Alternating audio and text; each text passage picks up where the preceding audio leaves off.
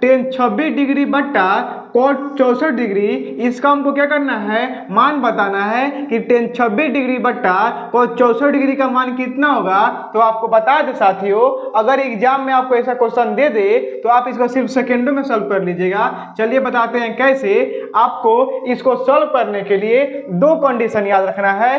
पहला कंडीशन कि अगर मान लीजिए बट्टा है, अगर ऊपर में दूसरा निष्पत्ति दिया है, मान लीजिए यहाँ पे cos दिया है और नीचे tan दिया है, तो यानी अलग अलग दिया है, और ऊपर का जो अंक है मान लीजिए यहाँ पे 40 दिया है और यहाँ पे मान लीजिए 50 दिया है। एग्जाम्पल के लिए मान लीजिए अगर आपको ऐसा दिया है, यानी क्या दिया है, अगर ऊपर जो निष्पत्ति है यह अलग है और नीचे वाला निष्पत्ति यह भी अलग है, और ऊपर और नीचे दोनों को जोड़ने पे 90 डिग्री आ जा रहा है, तो उस कंडीशन में इसका मान होता है क्या, एक। आपको याद रखना है कि अगर ऊपर दूसरा निष्पत्ति दिया है और नीचे दूसरा निष्पत्ति दिया है और ऊपर और नीचे के दोनों को जोड़ने पे, दोनों डिग्री का मान जोड़ने पे अगर 90 डिग्री आ रहा है, तो उस कंडीशन में उसका आंसर कितना हो जाता है, एक हो जाता है। तो यहाँ पे देखिए 10 दिया है, अलग निष्पत्ति 10 है, और नीचे क्या है,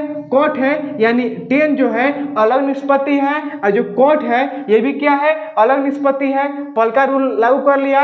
और दूसरा रूल कहता है कि अगर ऊपर वाला और नीचे वाला को जोड़ने पे 90 डिग्री आए, तो यहाँ पे देखिए 26 है और यहाँ पे क्या है, 64 है, तो 26 और 64 को जोड़िएगा, 26 और 64 को, तो 6 4 10 के 0, हाथ में आया 1, 6 2 8 कस लिया 9, यानी इसको भी जोड़ने पे कितना जा रहा है, 90। तो अभी क्या बताएं, अगर ऊपर वाला अलग हो और नीचे वाला अलग हो और ये दोनों को जोड़ने पे 90 डिग्री आता है, तो उस कंडीशन में उसका आंसर कितना हो जाता है, एक हो जाता है। यही मेरा क्या हो जाएगा, आंसर हो जाएगा। आप भी अगर लिखना चाहते हैं इसको तो लिख सकते हैं, या स्क्रीनशॉट लेना चाहते हैं तो स्क्रीनशॉट ले लीजिए, बाद में इसको लिख लीजिएगा।